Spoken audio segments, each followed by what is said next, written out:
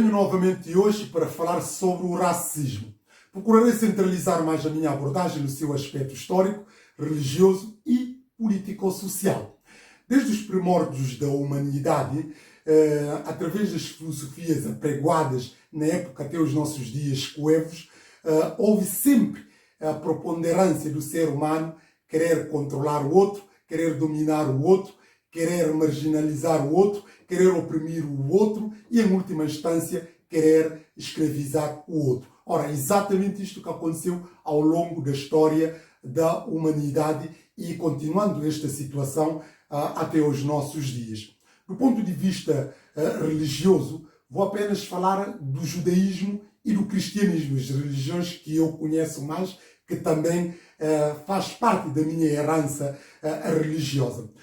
Desde logo dizer que a religião judaica e também cristã são manifestamente contra todas as ideologias do racismo, da escravatura, da minorização, ou melhor, a inferiorização do outro, e, em última instância, tudo aquilo que se opõe aos valores sagrados do próprio Evangelho. Isto porque o homem foi criado à imagem e semelhança de Deus, tal como expressamente diz Gênesis capítulo 1, de versículo 27, passando a ter plena dignidade, plena liberdade e plena autodeterminação para escolher o seu destino. Tanto que por esta razão o homem usou equivocadamente a liberdade que Deus lhe deu, trazendo no mundo o pecado com todas as consequências que nós bem o conhecemos. Em suma, a religião judaica e cristã são manifestamente contra todas as ideologias que visam inferiorizar o homem, que visam discriminar negativamente o homem, que visam oprimir o homem, que visam, marginalizar o homem. Porquê? Porque Deus criou o homem para ele viver na liberdade, para ele usufruir e ter dignidade e usufruir desta mesma dignidade. Aliás, não obstante o homem ter usado mal a sua liberdade pecando, Deus providenciou o meio para salvá-lo, para poder libertá-lo da escravidão do pecado. E tanto que, por isso, Jesus Cristo veio e morreu, salvando assim a humanidade, salvando o homem da sua condição de escravo de pecado. E essa providência divina não fez escolha aqui, não discriminou ninguém. A salvação é para todos, porque todos são iguais aos olhos de Deus, todos são merecedores da sua graça, todos são chamados à salvação, todos são os seus filhos. Tanto que, por tudo isto, que o próprio apóstolo Paulo, em livro de Gálatas, capítulo 3, creio, versículo 27, se não estou em erro, disse que não há judeu, nem grego, não há servo, nem escravo, nem homem, nem livre, mas sim tudo e todos estão sob domínio do Deus Todo-Poderoso. Agora, naturalmente que houve pessoas, alguns teólogos, alguns cristãos, que usaram as escrituras sagradas para legitimar a escravatura, para legitimar a discriminação racial, etc, etc. Devo dizer aqui publicamente que essas pessoas foram infelizes nas suas interpretações teológicas, porque nada disso tem a ver com a revelação bíblica, tem a ver com a mensagem do amor que, enfim, está explanada na palavra de Deus. Mas, agora falando do ponto de vista político-social. Ao longo da história do ser humano, houve melhorias significativas naquilo que é a afirmação e emancipação do ser humano, nomeadamente mais com ênfase mais acentuada com a Revolução Francesa no século XVIII, que se depois se consolidou com a Declaração Universal dos Direitos do Homem, através das Nações Unidas. Enfim, a condição do homem melhorou. Nós sabemos que já não há propriamente escravatura no seu sentido clássico, mas mesmo assim, apesar deste progresso legislativo, apesar deste, enfim, passo gigantesco do ponto de vista, da lei, mas nós sabemos que a realidade prática continuamos ainda bastante aquém daquilo que deveria ser o direito. Aliás, muitas das vezes, como dizia um ilustre professor meu da Faculdade de Direito de Lisboa, que há tendência, às vezes, de confundir o direito com a lei. São realidades completamente distintas. Naturalmente que as leis têm que acompanhar o direito, mas nós sabemos que muitas das vezes há incompatibilidades, ou muitas das vezes a lei até pode traduzir aquilo que é a vontade do direito, mas a realidade prática sempre fica bastante aquém. É isto também que nós assistimos em relação a essas questões do racismo. E mais, importa ainda salientar que eu não sou daquelas pessoas que entendem que o racismo é exclusivamente dos brancos para com os negros. Não, eu não tenho esta visão minimalista. A meu ver, o racismo evidencia-se do branco para com o negro, da mesma forma também do negro para com o branco. E paradoxalmente, do branco para com o branco e também do negro para com o negro. Aliás, a história da humanidade é testemunha disso. Basta pensar no genocídio armênio, que aconteceu logo depois da Primeira Guerra Mundial, e também do antissemitismo que veio traduzindo no Holocausto dos Judeus na Segunda Guerra Mundial, dizimando vidas de milhões de pessoas. E também o genocídio que aconteceu no Ruanda, que acabaram por morrer aproximadamente de 800 mil a 1 milhão e meio das pessoas. Isto para verem que este genocídio armênio e também do próprio judeus não é propriamente de brancos para com os brancos, porque estes mesmos povos não são propriamente negros. Da mesma forma também, aquilo que aconteceu no Ruanda foi uma realidade, que é dos próprios negros a matarem-se uns aos outros, tal como nós continuamos ainda a ver a forma como o próprio negro continua a oprimir o negro e também evidenciando mais de uma forma menos flagrante também do homem branco para com o homem branco. Alguns diriam, não, mas isso tem a ver, essas situações têm a ver com questões políticas.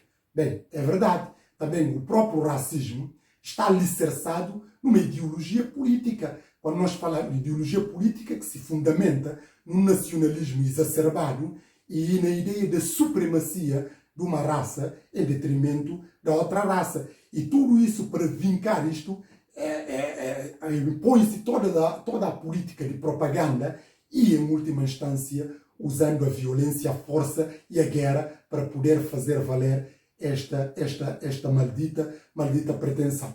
De modo que, feito este diagnóstico, geral, estamos agora em condições de apresentar soluções como combater o racismo.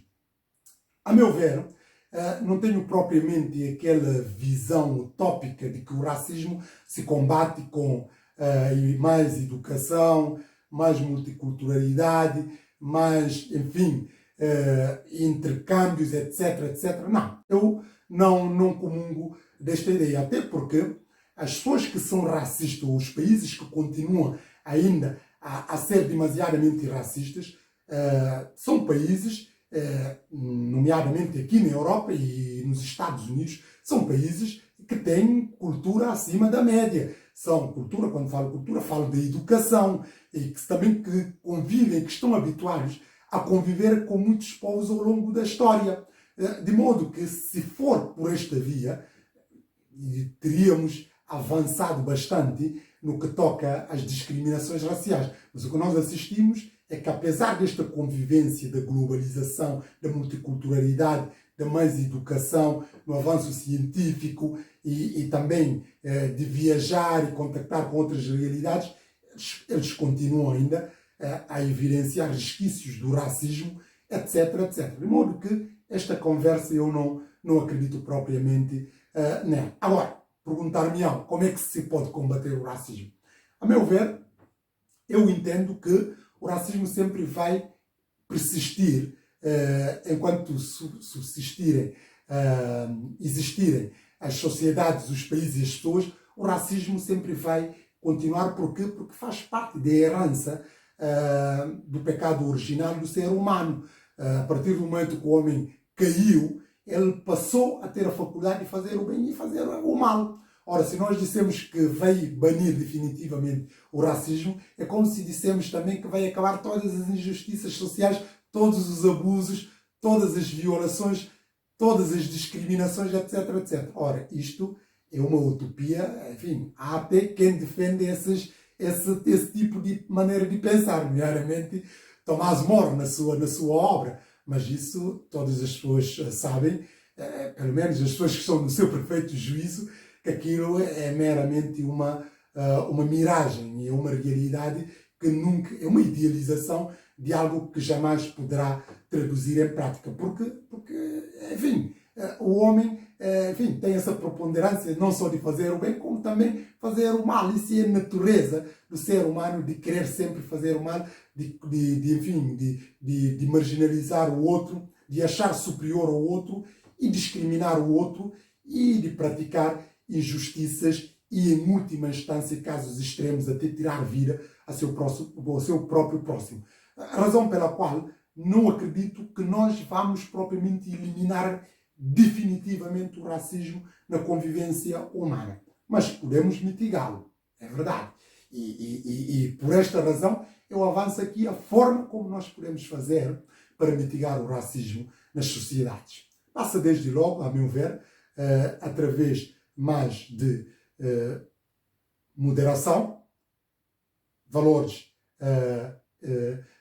do humanismo, acima de tudo, e também da tolerância. A meu ver, isto são três grandes valores para antídotos para combater o racismo: tolerância, moderação e valores do humanismo. Encarnando estes valores, tanto aqueles que estão a ser racializados como aqueles que estão a ser racistas, julgo que há um caminho, meio caminho andado, para minimizar muitas das injustiças, inclusive também o próprio cancro do racismo. Mas para isso, como dizia alguém, e bem, fica ainda um longo caminho para a liberdade. Aliás, a expressão é da autobiografia de Nelson Mandela. Falta ainda neste caminho um longo caminho para a liberdade. E este longo caminho para a liberdade, que nós sabemos que vai sempre ser, enfim, uma miragem, que nas palavras de Martin Luther King, um sonho por concretizar.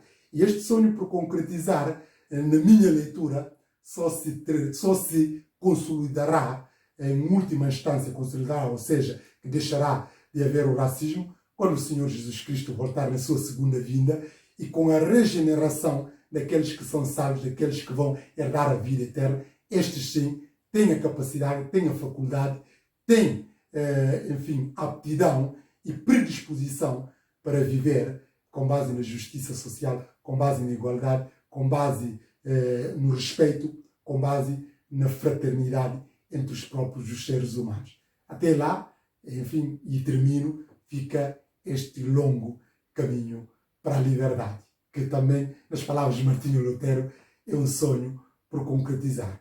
Muito obrigado pela atenção dispensada e até a próxima ocasião, se Deus quiser.